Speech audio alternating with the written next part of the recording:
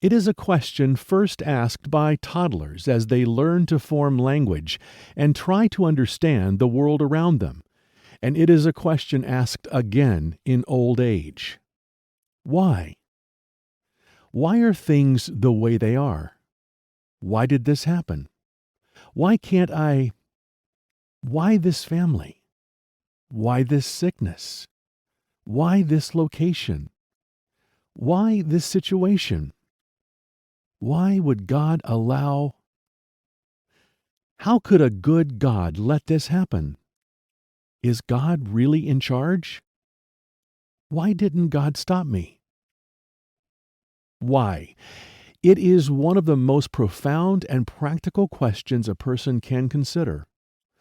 Are we and our world under control? Is God sovereign?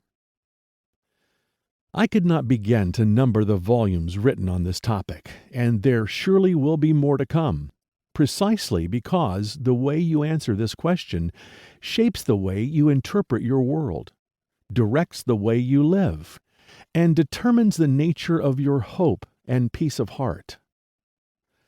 What does it mean that the Bible teaches that God is sovereign? It means that God is in absolute control of His world and everything that happens, without any gaps, limits, interference, or thwarting of His rule. It means that God alone determines all that will happen and rules the means by which everything will happen. This means that God never has questions, never is surprised, never is frustrated, never wonders, never is greeted with mystery, never wishes He could have, never looks back with regret, never is hoping, never is waiting, never feels helpless, has nothing He can't figure out, and never finds Himself at a loss. No one can back God into a corner. He is never pressed to do something. There is no authority over Him that He has to answer to. He does what He pleases, decides whatever He wants, and acts as He wants. To say God is sovereign is simply to say that God is God, and there is no one like Him. Everything in the world that is ordered and regular, like the passing of the seasons, day and night, the rise and fall of the tides, and infancy to old age, are all the result of God's sovereign rule over His world. He decides how His world will operate, and then rules over the operations He has decided upon. Everything in the world that seems disordered and chaotic to us is also the result of God's sovereign rule over His world. His wisdom doesn't always seem wise to us.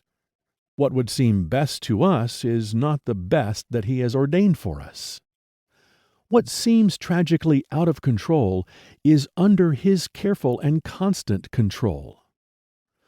Understanding that we live in a world under God's unshakable and unchangeable rule changes everything we think about ourselves, our world, and life itself. There are two aspects of God's sovereignty: His decrees and His providence. A decree is a decision or order made by an authority. God's decrees are His eternal plan. God has decided what will come to pass. According to His own will and for His own glory, He has ordained everything that will come to pass.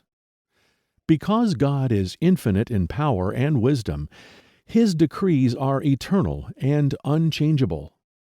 What God decrees will happen. The second aspect of God's sovereignty is His providence. God doesn't just decree what will happen and then sit passively above His world. God is an active participant in His world. He governs, sustains, effects, and controls. God not only decrees what will be, but actively rules over the process by which it will be. God is in constant contact with the universe that He has made. He has not set the world in motion and walked away.